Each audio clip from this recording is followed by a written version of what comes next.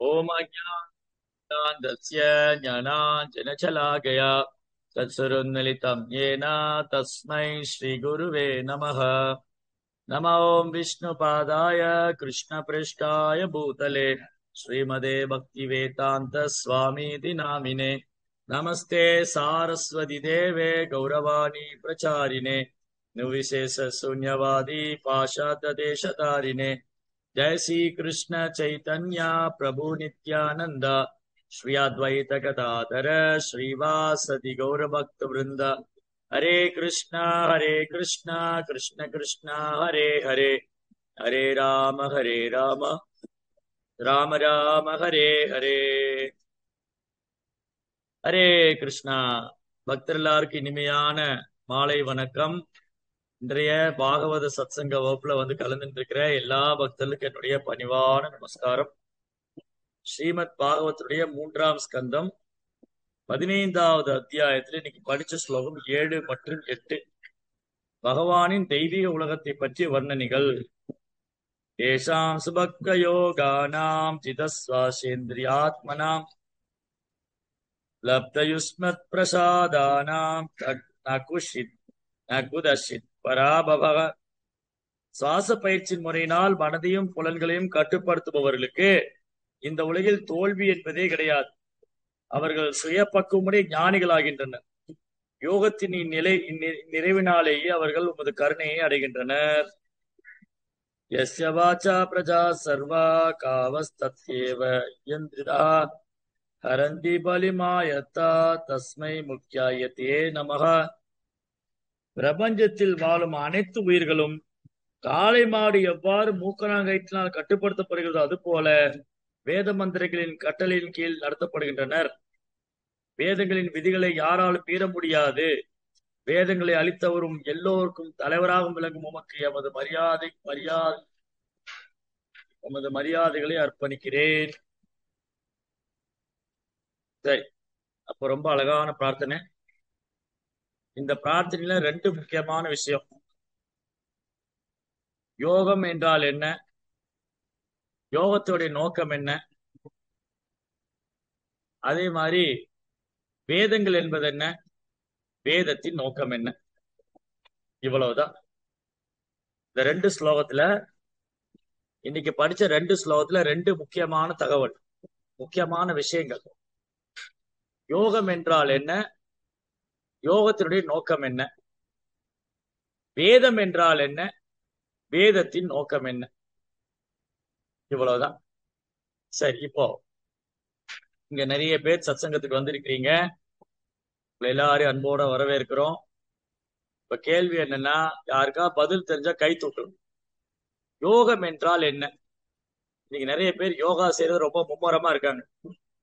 உலக யோகா தினம், அந்த யோகா இந்த யோகா, சோமெனி யோகா, சோமெனி சாமிஜிஸ்.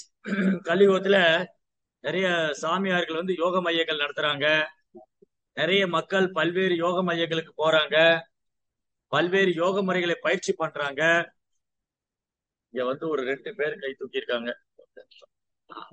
சீஜா மாதாஜி, நீங்க சொல்லுங்க, யோகம் என்றால் என்ன? ஹரே கிருஷ்ணா பிரபு. யோகம் என்ன? நம்மளையும் பகவானையும் இணைக்கிறது தான் பிரபு யோகம். எஸ், யுஜ்யதே இது யோகா. இறைவனுக்கும் நமக்கும் தொடர்பை ஏற்படுத்துதா யோகா. சரி, ஓகே, அது ஒரு பொருள். இனி ஒரு பொருள் என்ன யோகா என்றால்? ஜெயா மாதாஜி, யோகான்னா என்ன அர்த்தம்? அவங்க சொன்னாங்க, யோகான்னா இறைவனோடு கனெக்ட் பண்றது, இறைவனோடு தொடர்பு கொள்றது. சரி, இன்னொரு அர்த்தம் கூட உண்டு யோகான்னு. யோகான்னா என்னது? மது உங்க வாய்ஸ் தெளிவா. யோக இந்திரிய, எஸ், யோக இந்திரிய சம்யமா. யோகம் என்றாலே மனதையும் புலன்களையும் கட்டுப்படுத்துறதா. யோகான்னு சொன்னாலே மனதையும் புலன்களையும் கட்டுப்படுத்துறதா. மனதையும் புலன்களை கட்டுப்படுத்தாம ஒருத்தர் யோகி ஆக முடியாது. பகவத்கீதையின் 6ஆம் அத்தியாயத்துல பகவான் சொல்றார், யுக்தாஹார விகாரஸ்ய யுக்தேஷு கர்மசு யுக்த ஸ்வப்னாவபோதஸ்ய யோகோ பவதி துக்கஹா. உணவு, உழைப்பு, உறக்கம், கேளிக்கை. இந்த யார் ஒருத்தர் மிதமா செய்யறாங்களோ, உணவு, உறக்கம், உழைப்பு, கேளிக்கை, இந்த 4 விஷயத்தை யார் அதிகமாகவும் பண்ணல, குறைவாகவும் பண்ணல, மிதமாக அளவாக செய்யறாங்களோ அவங்கதான் யோகி ஆகும். அளவுக்கு அதிகமானாலும் பிரச்சனை, குறைவா பண்ணாலும் பிரச்சனை. அது அளவா மிதமாக செய்ய வேண்டும். அவன் தான் யோகி. யோகி என்றால் இறைவனோடு தொடர்பு கொள்றது. கர்மயோகி, ஞான யோகி, அஷ்டாங்க யோகி, தியான யோகி, பக்தி யோகி, நிறைய யோகிகள்லாம் இருக்கு. தான் செய்யற கர்மத்தின் மூலமாக கர்மத்தின் பலனை இறைவனுக்கு அர்ப்பணிக்கிறவங்க, அல்லது பற்றில்லாமல் செயலாற்றுவங்க. பற்றில்லாமல் செயலாற்றுபவர் கர்மயோகி. அந்த கர்மத்தை கிருஷ்ண உணர்வுல செயலாற்றுபவர். கர்மயோகம் கிருஷ்ண உணர்வில் செயல். அவர் நிஷ்காம கர்மயோகி. அப்புறம் செயலை துறந்து சாஸ்திரங்களை விசாரணை செய்பவர் ஞான யோகி. அதுக்கப்புறம் தியானத்தில் ஈடுபடுவர் தியான யோகி. பக்தி மூலமாக இறைவனை அணுக முயற்சிப்பவர் பக்தி யோகி. அதனால பகவத்கீதையில பல்வேறு யோக முறைகளை சொல்லியிருக்கு. பகவத்கீதையின் ஓரொரு அத்தியாயம் யோகம் தான். பகவத்கீதையில 18 அத்தியாயத்துக்கு 18 யோகம் பேர். ஓரொரு அத்தியாயம் ஒரு யோக முறைதான். ஆனா இந்த மாதிரி பகவத்கீதையில பகவான் பல்வேறு யோக முறைகளை சொன்னாலும் பகவான் நமக்கு வலியுறுத்துவது பக்தி யோகமே. பக்தி தொண்டால மட்டும்தான் ஒருவர் பகவான் கிருஷ்ணரை உள்ளது உள்ளவாறு உணர முடியும், வேற எந்த முறையாலும் அல்ல. அதனால பக்தி மார்க்கத்தை கற்பிக்கிறதுக்காக வேண்டியே பகவான் இந்த பூமியில அவதரிக்கிறாரு. அவரது தூய பக்தியில அனுப்பிச்சு வைக்கிறார். ஏன்னா யோகம்னாலே பக்தி யோகம் தான். பக்தி யோகத்தால மட்டும்தான் ஒருவர் மனதையும் புலன்களையும் எளிமையாக கட்டுப்படுத்த முடியும், வேற எந்த முறையாலும் அல்ல. இதே ஸ்லோகத்துல 7ஆம் ஸ்லோகத்தின் பொருளுரையில பிரபுபாத் சொல்றார், பரமபுருஷர் பகவானின் கருணையும் ஆசியும் பெறாத வரையில், பரமபுருஷரான பகவான் ஸ்ரீ கிருஷ்ணரின் கருணையும் ஆசியும் பெறாத வரையில் ஒருவனால் தனது மனதையும் புலன்களையும் கட்டுப்படுத்த முடியாது என்று கூறலாம். இது கிருஷ்ண உணர்வில் ஒருவன் முழுவதும் ஈடுபடும் பொழுது, எப்போ ஒருத்தர் கிருஷ்ண உணர்வுல முழுமையா ஈடுபடுறாரோ அப்பதான் சாத்தியமாகும். அப்பொழுதுதான் உண்மையில் சாத்தியமாகிறது. அப்ப செயற்கையான முறையில மனதை கட்டுப்படுத்த முடியாது. செயற்கையான முறையிலேயோ அல்லது வரட்டு தத்துவத்தினாலேயோ மனக்கற்பனையாலேயோ எல்லாம் நம்ம இறைவனை உணர முடியாது. பக்தி யோகத்தினால மட்டும்தான். அதனால அந்த தூய பக்தி பக்தி தொண்டு அல்லது பக்தி யோகம், இதை ஸ்தாபனம் செய்வதற்காகவே பகவான் யுகந்தோறும் அவதரிக்கிறார். ராமச்சந்திர பிரபு, கிருஷ்ண பலராம், சைதன்யர், நித்யானந்தர், இப்படி பகவானுடைய அவதாரம் எல்லாமே சுத்த பக்தி, தூய பக்தி தொண்டை ஸ்தாபனம் செய்யறது தான். சிலப்போ பகவான் அவதாரம் செய்யறாரு, அல்லாட்டி அவர் என்ன பண்ணிடுறாரு, அவருடைய ஆன்மீக உலகத்தில் இருக்கக்கூடிய நித்திய சித்தர்கள், அவருக்கு சேவை பண்ணக்கூடிய பக்தர்களை அனுப்பிச்சு வைக்கிறார். தூய வைணவர்கள், ஆச்சாரியர்கள், குருமார்கள், அவங்க நமக்கு ரொம்ப அழகா கத்துக் கொடுக்குறாங்க. நேற்று கூட பாத்தீங்கன்னா வியாச பூர்ணிமா. பூர்ணிமா என்றால் பௌர்ணமி, வியாச பூர்ணிமா என்றால் வியாசர் தோன்றிய தினம், வேத வியாசர் இல்லையா? இப்ப இந்த ரெண்டு ஸ்லோகத்துக்கும் இதுக்கு என்ன சம்பந்தம் இருக்கு. வியாச பூர்ணிமாவுக்கும் இந்த 2 ஸ்லோகத்துக்கு என்ன சம்பந்தம்? வியாச தேவருக்கு இந்த 2 ஸ்லோகத்துக்கு என்ன சம்பந்தம்? இந்த பாகவதம் எழுதியதே வியாச தேவர் தான்.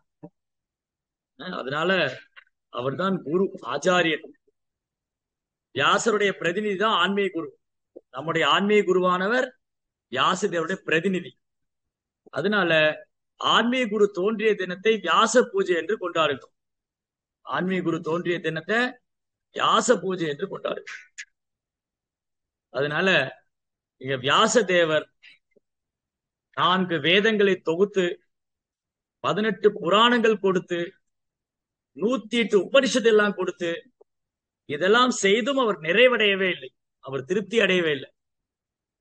அப்ப அவருடைய குரு நாரதர் சந்திக்கிறாரு. அவர் சொல்றாரு, நீங்க பாகவதம் எழுதாம விட்டுட்டீங்க, நீங்க மறைமுகமா பகவானை பத்தி சொல்லிட்டு நேரடியா ஒரு லீலையை வர்ணிக்கவில்லையே. அப்போ தன்னுடைய முதிர்ந்த அனுபவத்துல வியாசதேவர் பகவானது நாம ரூப குணாதிசயங்கள், அவரது பல்வேறு கல்யாண குணங்கள், அவரது லீலைகளை வர்ணிச்சதுனால பாகவதம் ஒரு அப்பழுக்கற்ற புராணம். பாகவதம் புராணம் அமலம், தூய புராணம். அதனால இங்க பாகவதத்து தான், பாகவதம் தர்மம், பாகவத தர்மம் தான் மிக உயர்ந்த தர்மம். அந்த பாகவதத்தை பின்பற்றக்கூடிய பாகவதர்கள் பக்தர்களே மிகச்சிறந்த யோகி. யார் ஒருத்தர் நித்தியம் பாகவத சேவையா, தினமும் பாகவதம் படிக்கிறாங்களோ, பாகவதம் கேட்கிறாங்களோ, அவங்க மனதைய புலன்களையும் ரொம்ப சுலபமா கட்டுப்படுத்தலாம். நஷ்டப்பிராயேஷு அபத்ரேஷு நித்தியம் பாகவத சேவையா பகவதீர் உத்தம ஸ்லோகே பக்திர் பவதி நஷ்டி. தொடர்ந்து பாகவதம் படிக்கிறதுனால, கேட்கறதுனால, பக்தர் பாகவதற்கு சேவை பண்றதுனால இதயத்தில் உள்ள அழுக்குகள்லாம் நீங்க பெற்று நாம் தூய்மை அடைவோம், தூய பக்திகள். அல்ல, வியாச மகரிஷி எல்லா யோகத்திலும் சிறந்தது பக்தி யோகம்னே ஸ்தாபனம் பண்ணியிருக்காரு. வாசுதேவ பராயோகா வாசுதேவ பரம் தபக. பாகவதம் முதல் ஸ்கந்தத்துல வியாசதேவர் என்ன சொல்றாரு? வாசுதேவே பரா வேதா வாசுதேவ பராமகா வாசுதேவ பரா யோகா வாசுதேவ பரம் தமக வாசுதேவ பரோ தர்மோ வாசுதேவ பரம் கதி வாசுதேவ பரம் ஞானம் வாசுதேவ அப்படின்னு முழுவதும் பகவான் தான் சொல்றார். பகவான் வாசுதேவரே சர்வகாரண காரணம். வாசுதேவ சர்வமிதி, வாசுதேவன் தான் சர்வம். அதனால வேதங்களின் நோக்கமும் அதுதான். வேதேச சர்வை அகமேவ வேத்யோ வேதாந்த கிருத் வேதவித் விதேக சாகம். வேதங்களால் முற்றிலும் அறியப்பட வேண்டிய ஒரு கிருஷ்ணா, வேதங்களை முற்றிலும் அறிந்ததும் கிருஷ்ணா, வேதங்களை தொகுத்ததும் கிருஷ்ணா. சாதாரண மனிதனை கொண்டு வேதங்களை தொகுக்க முடியாது. வேதங்கள், இதிகாசங்கள், புராணங்கள்லாம் சாதாரண மனிதர் எழுதி வைத்தது அல்ல.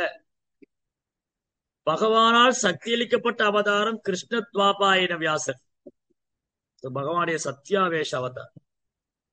அதனால் வியாசர் ஒரு சாதாரண நபர் அல்ல, பகவானால சக்தியளிக்கப்பட்ட அவதாரம். பகவானால சக்தி அளிக்கப்படாத போது ஒருத்தரால் எதுவும் செய்ய முடியாது. அதான் பொருளுரையில ரொம்ப ரொம்ப அழகா சொன்னார். என்ன சொன்னாரு? 8ஆம் ஸ்லோகத்துடைய மொழி பொருளுரை.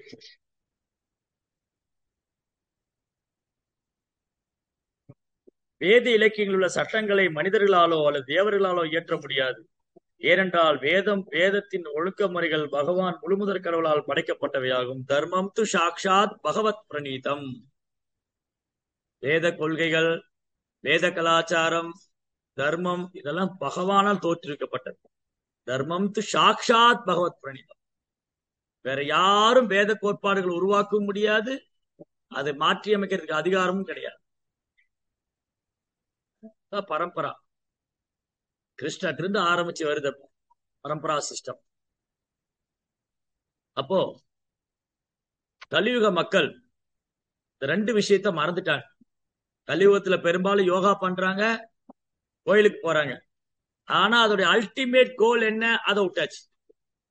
கலியுக மக்கள் யோகா பண்ணுவாங்க, ஆனா யோகேஸ்வரனான கிருஷ்ணரை விட்டுருவாங்க. அப்புறம் பக்தி இருக்கு, அந்த பக்தி சுத்த பக்தியா இல்ல, அந்த பக்தி கலப்படமான பக்தி. எல்லாம் ஒண்ணுதான், தேவர்களும் ஒண்ணுதான், கிருஷ்ணரும் ஒண்ணுதான், கடவுளும் குரு மனுஷன் எல்லாம் ஒண்ணுதாங்க. எல்லா இடத்துலயும் கடவுள் இருக்காருங்க, எல்லாம் ஒண்ணுதாங்க. மக்கள் தொண்டே மகேசன் தொண்டுங்க, செய்யற தொழிலே தெய்வங்க. இப்படி எல்லாம் குழப்பத்தில் ஆழ்ந்திருக்கக்கூடிய மக்கள் அறியாமையினால, குழப்பத்தினால, வேதத்தின் சாரம் என்ன என்று அறிந்து கொள்ளாமல், வேதத்தின் நோக்கத்தை அறியாமல் வெறும் சடங்கு முறைகளை பின்பற்றி கொண்டிருப்பவர்.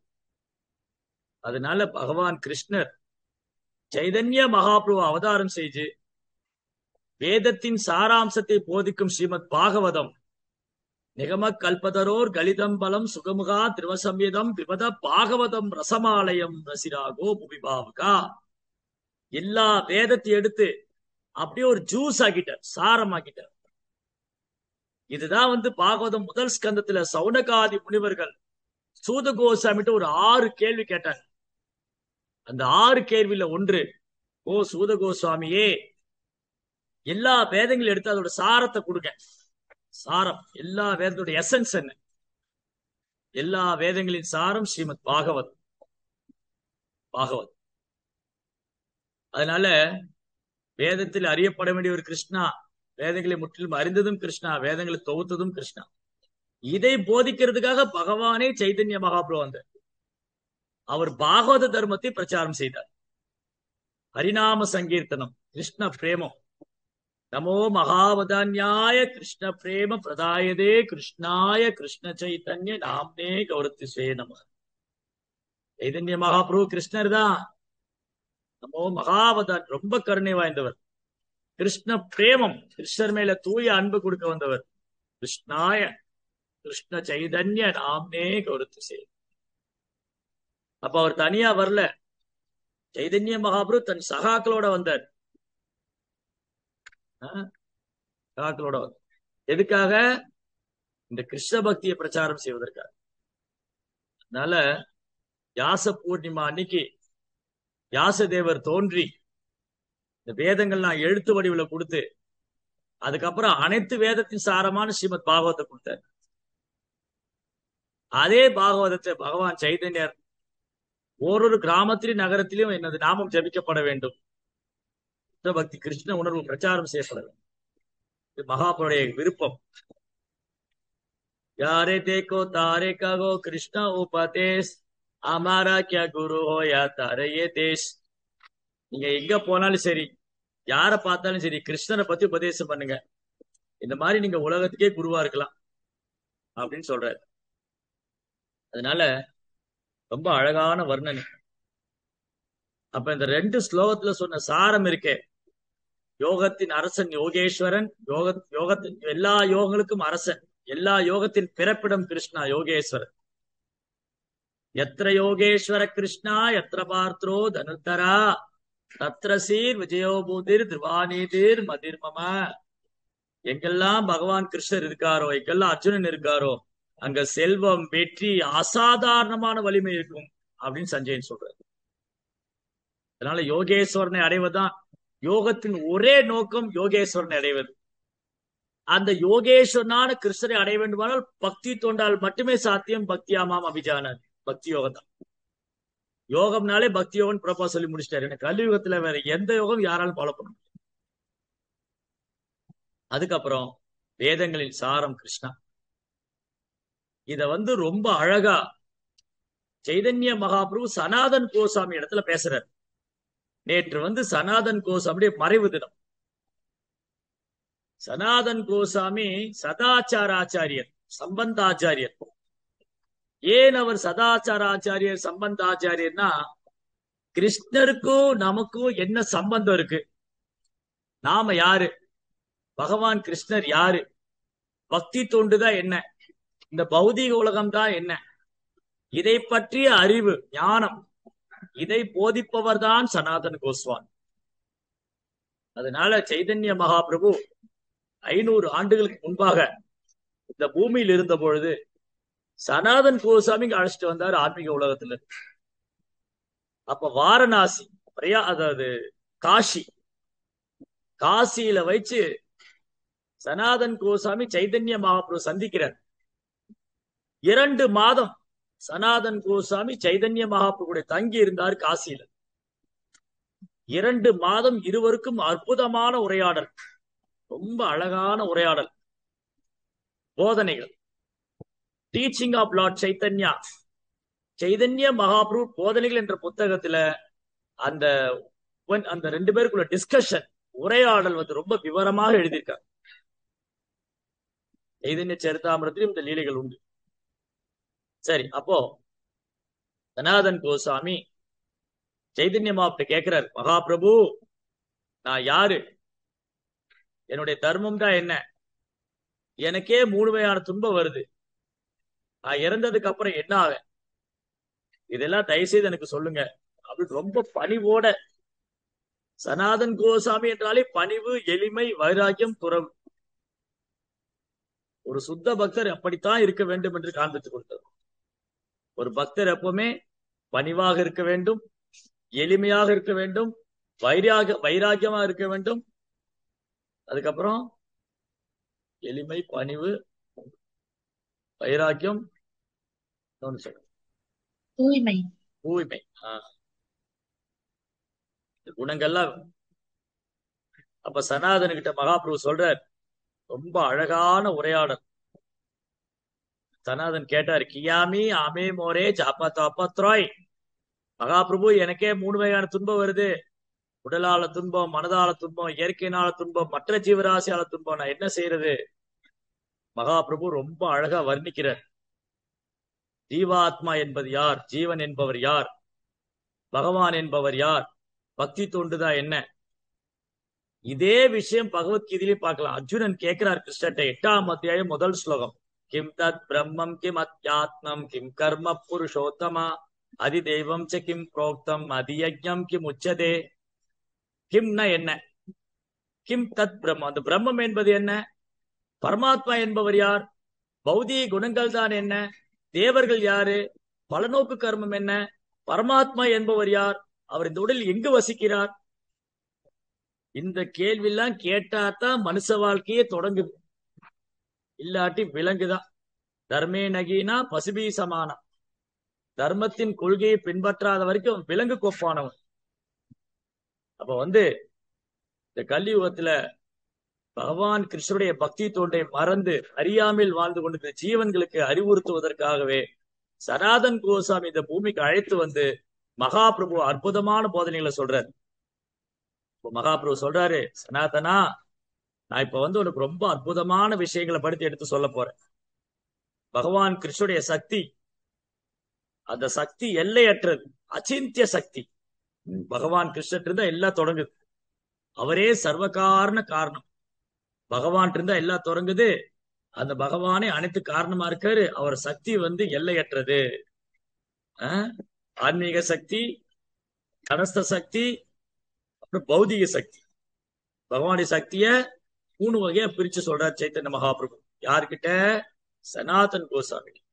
பகவானுடைய ஆன்மீக சக்தி அல்லது அந்தரங்க சக்தி, பௌதிக சக்தி அல்லது பகிரங்க சக்தி, தடஸ்த சக்தி அல்லது நடுத்தர சக்தி. அப்புறம் பகவானுடைய தத்துவங்கள், அதை பற்றியும் வர்ணிக்கிறார். சித், சித், மாயா, தடஸ்தா. 3 விஷயம். இன்னைக்கு வகுப்பு கொஞ்சம் தத்துவார்த்தமா இருக்கு. காரணம் என்னன்னா, சனாதன் கோசாமிக்கு சைதன்ய மகாபிரபு என்ன சொல்லி கொடுத்தாரு, அது அவருக்கு சொல்லி கொடுத்ததல்ல, அவர் மூலமா நமக்கு கொடுத்த செய்தி. நம்ம இதெல்லாம் தெரிஞ்சுக்கணும். சித் சக்தினா என்ன, மாயா சக்தினா என்ன, தடஸ்த சக்தினா என்ன? சித் சக்தி, சித் சித் சக்தி அப்படின்னா நித்தியமான சக்தி, தெய்வீகமானது. மாயா சக்தி பகிரங்க சக்தி, அறியாமை குணம். தடஸ்தா நடுத்தர சக்தி, ஜீவா, நம்ம எல்லாம்.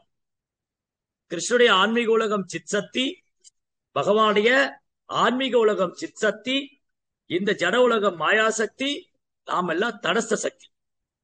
அப்ப கிருஷ்ணர் யாரு? சக்திமான். சக்திகளின் பிறப்பிடம் சக்திமான். கிருஷ்ணா சக்திமான். அதுக்கப்புறம் 3 வகையான துன்பத்தை பத்தி சொல்றேன். அத்தியாத்மிக், என்னுடைய உடலால மனதால வரக்கூடிய துன்பம், இயற்கையினால் ஏற்படக்கூடிய துன்பம், மற்ற ஜீவராசியால் வரக்கூடிய துன்பம். இந்த மாதிரி ஜீவாத்மா எப்படி கிருஷ்ணரை மறந்து இந்த 3 விதமான துன்பத்துல பாதிக்கப்படுறாரு அப்படின்னு சொல்றாரு. யாரு? சைத்தன்ய மகாபிரபு சனாதன் கோசாமி சொல்றாரு. அதுக்கப்புறம் இந்த 3 குணம் எப்படி 3 குணத்தை கட்டுப்படுத்துது. இப்ப படிச்சோம் இல்லையா? காளை மாடு எப்படி கட்டுப்படுத்துவாங்க? மூக்குநாங்கயிறு குத்திடுவாங்க. காளைக்கு மூக்குநாங்கயிறு குத்தலைன்னா கட்டுப்படுத்த முடியாது. எங்க கோசாலையில கோமாதா பசுமாடு இருக்காங்க, காளை மாடு இருக்காங்க. பசுமாடுக்கு நாங்க மூக்குநாங்கயிறு போட மாட்டோம், அதுக்கு மோர் சட்டு தான் போட்டிருக்கோம், மூக்குநாங்கயிறு போட மாட்டோம். ஆனா காளை மாடு இருக்கு, அதுக்கு மூக்குநாங்கயிறு போடல, அந்த பசங்களை கண்ட்ரோல் பண்ண முடியாது. முரட்டு காளைங்க, அதுவும் நாட்டு மாடு. நம்ம ஊர் ஜெர்சி மாடு எல்லாம் கிடையாது, நாட்டு மாட்டு காளைங்க. திமிழ் எல்லாம் பெருத்து அப்படி கண்ட்ரோல் பண்ண முடியாது இந்த காளைங்களை.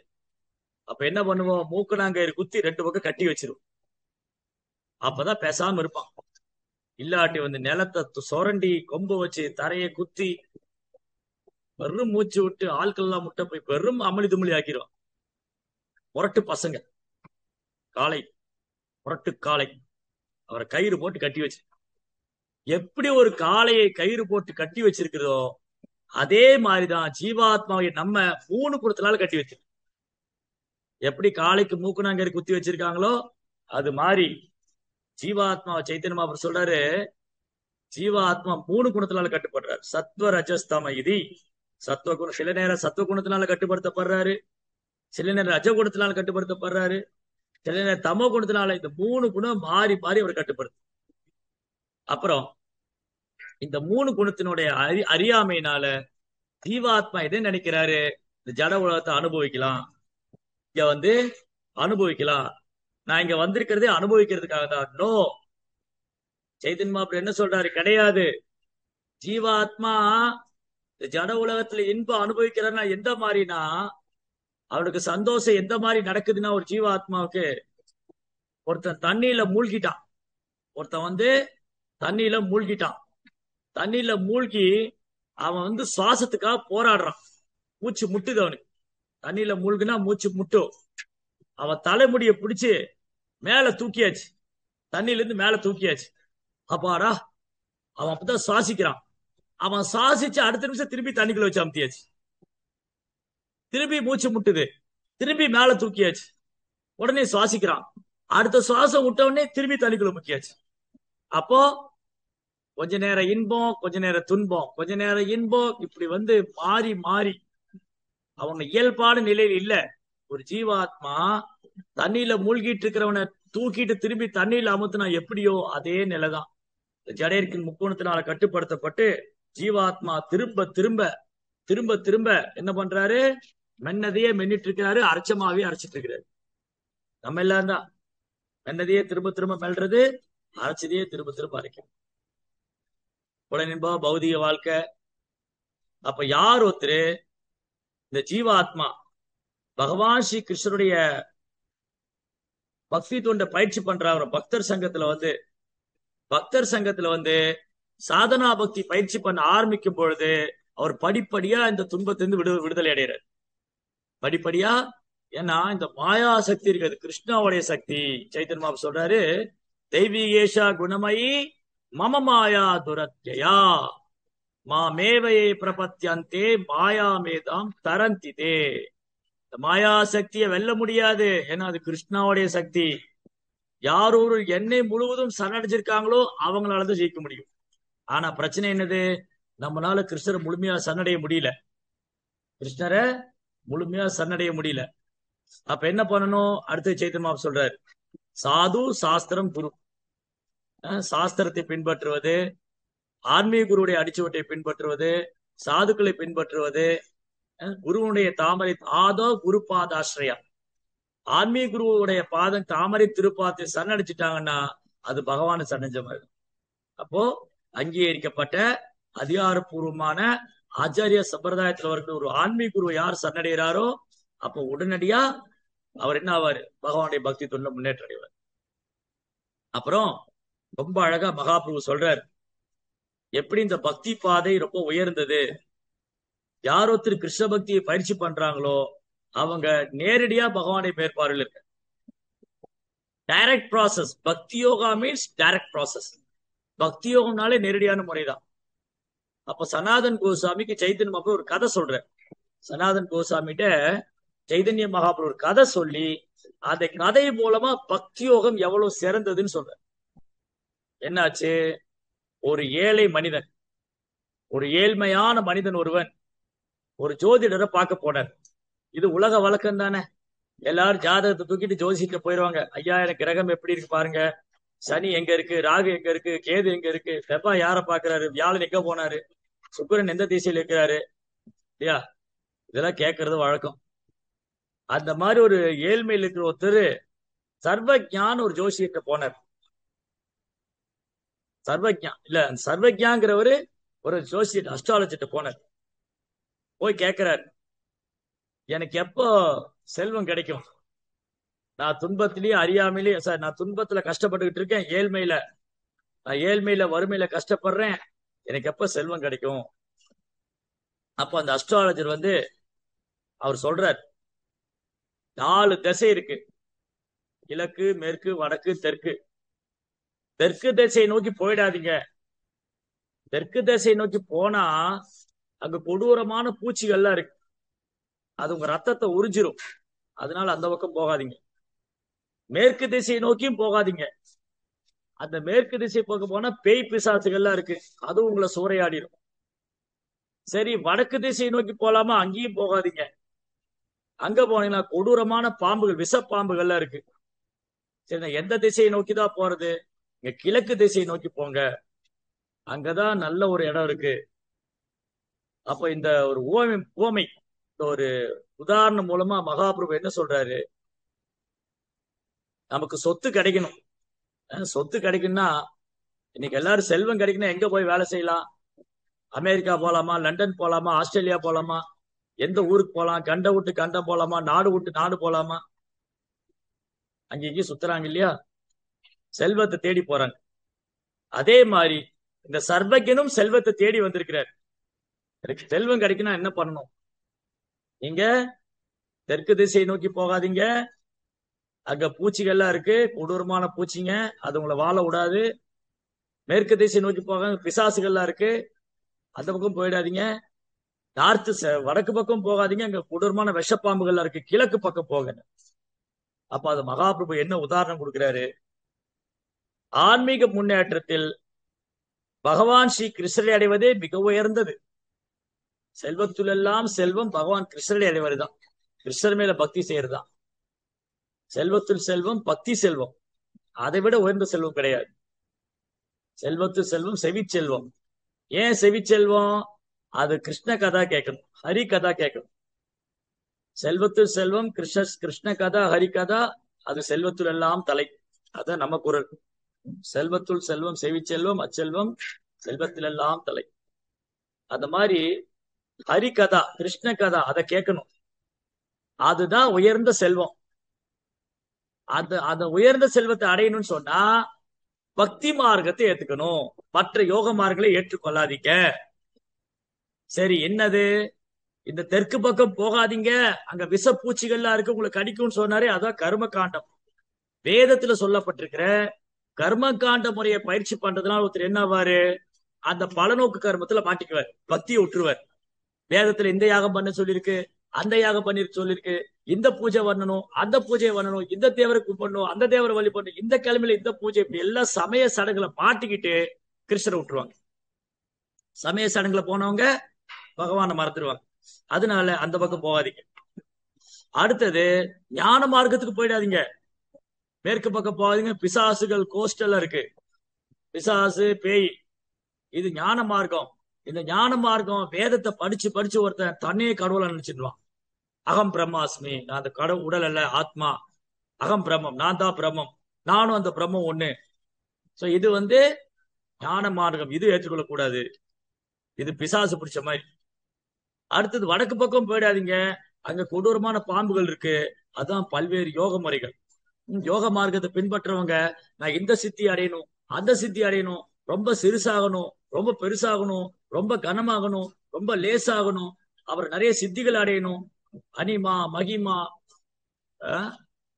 யோகத்துல வந்து நான் வந்து பல்வேறு சித்திகள் அடையணும். சோ இவங்களும் கிருஷ்ணா விட்டுருவாங்க, யோக சித்தி அடையணும்னு நினைக்கிறவங்க கிருஷ்ணா விட்டுருவாங்க.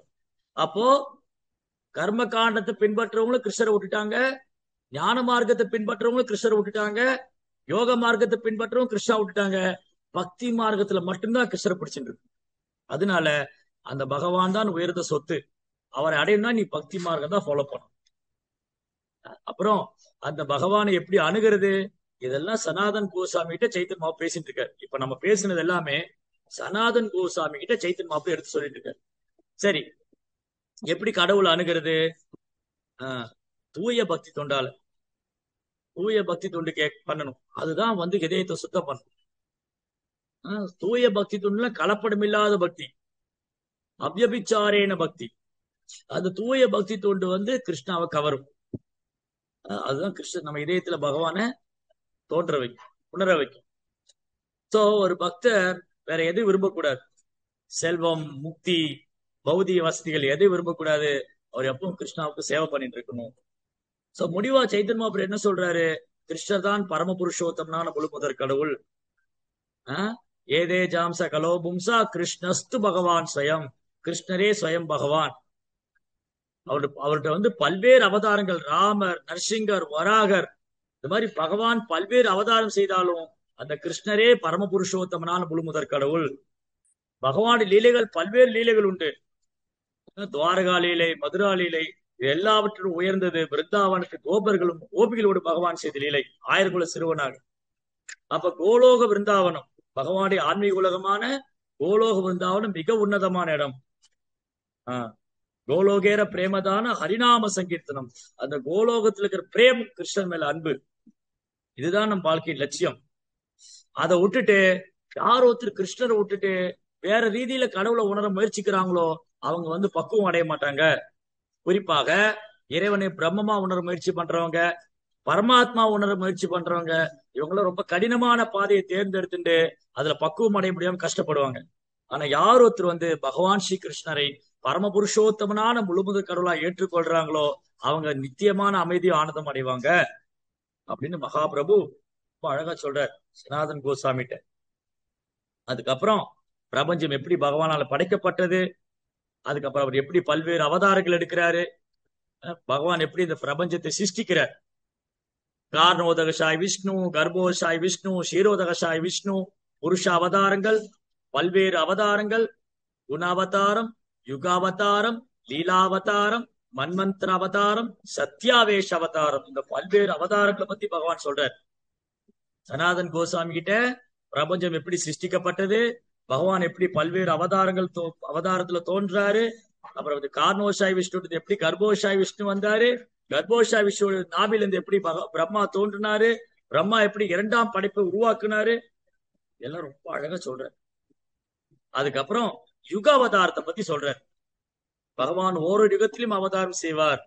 சத்ய, திரேதா, தாபரா, கலி, சுக்ல ரக்த ததா பீதா. ஒரு யுகத்துல வெள்ளை நிறத்துல வருவாரு, ஒரு யுகத்துல சிகப்பு நிறத்துல வருவாரு, ஒரு யுகத்துல பச்சை நிறத்துல வருவாரு, கலியுகத்துல ஒரு மஞ்சள் நிறத்துல வருவாரு. உடனே சனாதன் குறுக்கிடுறாரு, புரிஞ்சு போச்சு அந்த அவதாரம் யாருன்னு. அவர் சன்னியாசி எடுத்துக்குவாரு, அவர் கிருஷ்ண பக்தியை பிரச்சாரம் பண்ணுவாரு, அவர் கிருஷ்ண பிரேமில மூழ்கி இருப்பாரு. இப்ப மகாபிரபு வெக்கம் வந்துருச்சு. ஏன்னா சைதன்ய மகாபிரபு முழுமுதற் கடவுள்.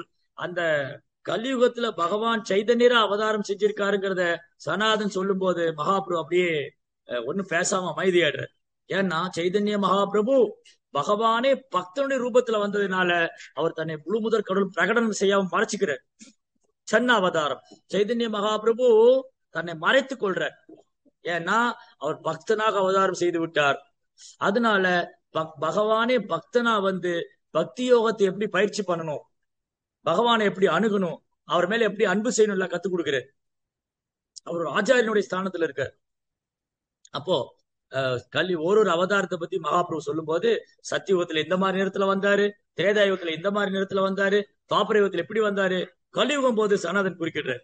அந்த அவதாரம் யாரு எனக்கு தெரியும். சோ மகாபிரபு அப்படி ஸ்கிப் பண்ணி வேற டாபிக் போயிடுறாரு. சனாதன் சொல்ல விட்டா சைதன்ய மகாபிரபு வாயிலேயே சொல்ல வச்சுருவா, நான் தான் அந்த முழுமுதற் கடவுள். சோ மகாபிரபு அதை விரும்பல. சோ மகாபிரபு என்ன பண்றாரு, ரொம்ப அப்படியே நேக்கா டாபிக் மாத்திடுறாரு. ஏன்னா மகாபிரபு தன்னை மறைச்சுன்றாரு. ஒரே ஒரு நாள் மட்டும்தான் சைதன்ய மகாபிரபு தான் முழுமுதற் கடவுள் பிரகடனம் செய்தார் ஸ்ரீவாஸ் தாக்குரா வீட்டுல.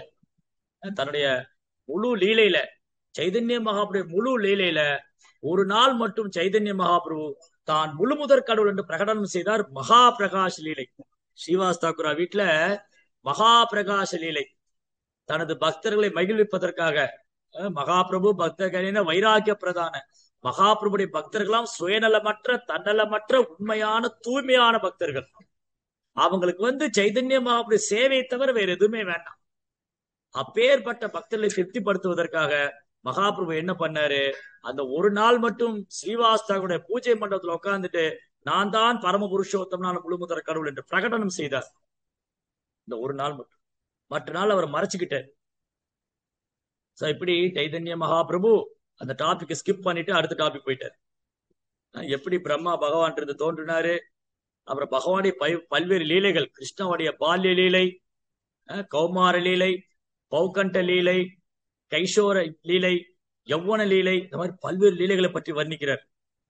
பகவான் 125 ஆண்டு காலம் இந்த பூமியில இந்த மாதிரி பல்வேறு லீலைகள் செய்தாரு. அப்படி கிருஷ்ணனுடைய லீலைகளை சைதன்ய மகாபிரபு வர்ணிக்கிறார். அதுவும் குறிப்பா பிருந்தாவனத்துல பண்ண லீலைகள், அது லீலைகளே மிக உன்னதமானது. வைகுந்தம், மதுராபுரி, துவாரகா, இங்க பகவான் ஐஸ்வர்ய பாவத்தை வெளிப்படுத்துறாரு, பிருந்தாவனத்துல மாதுரிய பாவத்தை வெளிப்படுத்துறாரு. சோ பிருந்தாவன் கிருஷ்ணருடைய லீலைகளை பிரம்மா சிவன் போன்ற தேவர் கூட புரிஞ்சுக்க முடியாது, குழம்பி போயிடுவாங்க அப்படின்னு சொல்லிட்டு அந்த பிரம்ம விமோக லீலையை சொல்ற. எப்படி பிரம்மா குழம்பி போனார், அவர் கிருஷ்ணரை பரிச்சயம் பண்ணலாம் நினைச்சு அவர் குழம்பி போனார். சோ எப்படி அந்த பிரம்ம விமோக லீலையை பற்றி வர்ணிக்கிறார் சனாதன் கோசாமிட்ட சைதன்ய மகாபிரபு. அதுக்கப்புறம் சைதன்ய மகாபிரபு கிருஷ்ணனுடைய துவாரக லீலைகளை வர்ணிக்கிறார். அதுக்கப்புறம் சைதன்ய மகாபிரபு கிருஷ்ணனுடைய பிருந்தாவன லீலைகளை வர்ணிக்கிறார். ஈவன் லட்சுமி தேவி கூட கிருஷ்ணனுடைய ராசலீலையில பங்கு பெறணும்னு ஆசைப்படுறாங்க, அதுக்கு தவம் பண்றாங்க. பிரம்மா சிவன் போன்ற தேவர்கள்லாம் அந்த ராசலீலையை பார்க்கணும் தவம் இருக்காங்க அப்படின்னு சொல்லிட்டு அந்த உன்னதமான அன்பு ஸ்ரீமதி ராதாராணிக்கும் பிருந்தாவனத்து கோபிகளுக்கும் பகவான் இருக்கிற அன்பு பிரேமம் உன்னதமானது. அந்த பிரேமத்தை பத்தி சைதன்ய மகாபிரபு சொல்றார். அதுக்கப்புறம் அந்த பக்தி, பக்திங்கிறது சாதாரண விஷயம் அல்ல, பக்திங்கிறது மிக உன்னதமானது, அது பகவானே கவரக்கூடியது. அந்த உத்தம பக்திக்கு ஒருத்தர் தூய பக்திங்கிற தளத்துக்கு வரணும்னா அவங்க பல்வேறு நிலையில கடந்து வரணும். சாதனா பக்தி, அப்புறம் வைதி பக்தி, ராகானுக பக்தி, பாவ பக்தி, தென் பிரேம பக்தி. நம்ம எல்லாம் இப்ப சாதனா பக்தி ஸ்டேஜ்ல இருக்கோம். நமக்கு பெருசா ஒண்ணு ஈடுபாடு கிடையாது, ஆனா ஆன்மீக குருட்ட வாக்கு கொடுத்திருக்கிறோம், அதனால குறைந்தபட்சம் 16 மாலை ஜபிக்கணும், 4 விதிமுறை கடைபிடிக்கணும் அப்படின்னு நம்ம கட்டுப்பாட்டு விதிமுறைகளை பின்பற்றி ஆன்மீக குருவும் கிருஷ்ணாவும் என்னென்ன சொல்லியிருக்காங்களோ, ஆச்சாரியர் என்ன சொன்னாங்களோ அதை ஃபாலோ பண்றோம். அப்படி ஒருத்தர் சாதனா பக்தி சின்சியரா ஃபாலோ பண்ணிட்டு வரும்போது அந்த பக்தி இயல்பான பக்தியா மாறும், அது ராகானுக பக்தி. அதுக்கப்புறம் அது பாவமா மாறும், அதுக்கப்புறம் பிரேமமா மாறும் அப்படின்னு சொல்லிட்டு கிருஷ்ணா பக்தியினுடைய சைதன்ய மகாபிரபு பக்தியினுடைய பல்வேறு நிலைகளை வர்ணிக்கிறார், சாதாரண நிலையிலிருந்து உன்னதமான நிலை வரைக்கும். அப்புறம் பகவானுடைய பக்தருடைய தெய்வீகமான குணங்கள், கிருஷ்ணருடைய கல்யாண குணங்கள், அது ரொம்ப அழகா வர்ணிக்கிறார். ஆத்மாராமஸ்ய முனையோ நிர்கந்தாபி உருப்பிரமே குர்வந்தி அகைதுகின் பக்தி தோகுனோ ஹரி. ஆத்மாராமர் தன்னை உணர்ந்த ஆத்மாக்கள். ஆத்மாராமர் என்றால் தன்னை உணர்ந்தவன். இந்த ஸ்லோகத்தை சைத்தன்ய பிரிச்சு பிரிச்சு அக்குவே ராணி வேற எக்ஸ்பிளைன் பண்றாரு. ஆத்மா ராம ச முனையோ நிர்கந்தா அபி உருக்கிரமே உர்வந்தி அகைதுகி பக்தி, அப்படி ஒரு வார்த்தையை பிரிச்சு அதுக்கு பல விதங்களை பகவான் எக்ஸ்பிளைன் பண்றாரு. இந்த ஸ்லோகத்தை பீஸா அப்படி பிரிச்சு பிரிச்சு அப்படி ரொம்ப டீட்டெயிலா எக்ஸ்பிளைன் பண்றாரு. பகவானுடைய பக்தர்கள் எப்படி உன்னதமான அன்பு பரிமாற்றம் செய்யறாங்க, தன்னை உணர்ந்த ஆத்மாக்கள்.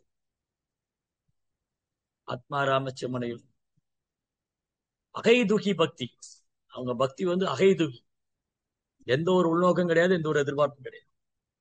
அதுக்கப்புறம் சைதன்ய மகாபிரபு பக்தி தொண்டு எவ்வளவு சக்தி வாய்ந்தது சொல்றார். பக்தி தொண்டு எவ்வளவு சக்தி வாய்ந்தது, மிருகாரிய போன்ற காட்டு மிராண்டியை கூட பக்தர் ஆகிச்சினர். மிருகாரியோட ஸ்டோரி சொல்றார் சைதன்ய மகாபிரபு. சனாதன் கோசாமிட்ட மிருகாரியோட கதை சொல்றார். மிருகாரி மிருகங்களின் எதிரி, காட்டுல கொடூரமான மிருகங்களை வேட்டையாடக்கூடியவன், குத்துயிரும் கொலை உரிமா துடிச்சு கொடூரமான குணம் படைத்தவன், நராதமா. ஆனா அப்பேற்பட்ட மிருகாரிக்கு நாரதருடைய கருணை கிடைச்சது. நாரத முனிவருடைய தரிசனத்தினால மிருகாரி நாரதருடைய அனுகிரகத்தினால அவர் பக்தரானார். அதுக்கப்புறம் மிருகாரி எந்த ஜீவராசி துன்புறுத்தவே. அதனால பக்தி தொண்டு எவ்வளவு சக்தி வாய்ந்தது, காட்டு பராடிகளை கூட கன்னியவான்கள் ஆக்கிடும். அவ்வளவு சக்தி. தூய பக்தர் சங்கம், தூய பக்தரின் சங்கமும் தூய பக்தி தொண்டும் மனிதர்களே கடைநிலையா இருக்கிறவங்க கூட பக்தராக்கி. பாருங்க, பிரபுபாதர் அமெரிக்கால போய் போதை வஸ்துக்கு அடிமையானவங்க, வாழ்க்கையின் குறிக்கோள் அறியாதவங்க, விலங்குகள் மாதிரி வாழ்ந்துட்டு இருந்தவங்களை பிரபுபாடைய கருணையால இன்னைக்கு முதல் தரமான பக்தரா இருக்க. பக்தி தொண்டை எடுத்துட்டு பகவான் கிருஷ்ணருக்கு சேவை பண்றாங்க. ஹரே கிருஷ்ணா கிருஷ்ண கிருஷ்ண ஹரே ஹரே, ஹரே ராம ராம ராம ஹரே ஹரே. பகவானுடைய நாமத்தை உச்சரிக்கிறான்.